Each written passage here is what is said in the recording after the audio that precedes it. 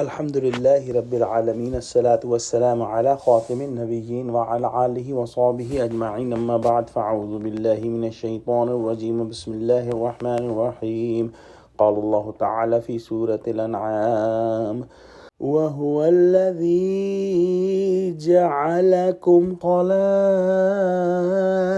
الأرض ورفع بعضكم فوق بعض درجات ليبلوكم فيما آتاكم إن ربك سريع العقاب وإنه لغفور رحیم۔ ترجمہ: اور وہی تو ہے جس نے زمین میں تم کو اپنا نائب بنایا اور ایک کے دوسرے پر درجے بلند کیے تاکہ جو کچھ اس نے تمہیں بخشا ہے اس میں تمہاری آزمائش ہے۔ بے شک تمہارا پروردگار جلد عذاب دینے والا ہے اور بے شک وہ بخشنے والا مہربان بھی ہے۔ گویا اللہ سبحانہ و تعالیٰ نے انسان کو زمین میں اپنا خلیفہ بنایا، اپنا نائب بنایا تاکہ اس کو آزمائے کہ انسان کو جو اللہ سبحانہ و تعالیٰ نے خصوصیات اور جو نعمتیں دی ہیں ان خصوصیات اور نعمتوں کا وہ کیسا استعمال کرتا ہے۔ اور ایک مطلب اس بات کا یہ لیا گیا ہے کہ انسان کو باہم ایک دوسرے کا نائب بنایا کہ ایک قوم جاتی ہے تو دوسری قوم اس کی جانشین بنتی ہے، لیکن اللہ سبحانہ و تعالیٰ نے تمام انسانوں کو ایک جیسا نہیں بنایا، کسی کو زیادہ اختیار دیے کسی کو کم، کسی کو زیادہ صحت دی کسی کو کم، کسی کو زیادہ جو ہے وہ ذہن دیا کسی کو کم۔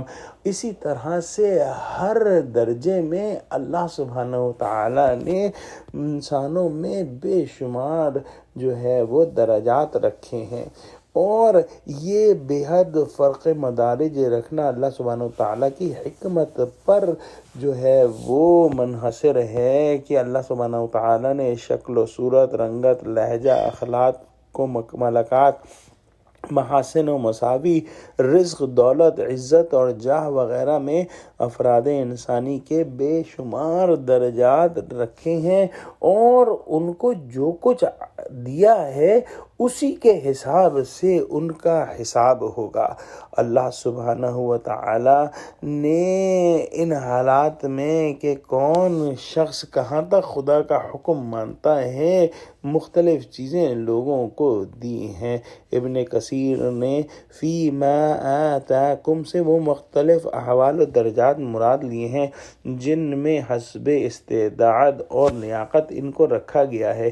اس تقدیر پر آزمائش کا حاصل یہ ہوگا کہ مثلا غنی حالت غنا میں رہ کر کہاں تک شکر کرتا ہے اور فقیر حالت فقر میں کس حد تک صبر کا ثبوت دیتا ہے۔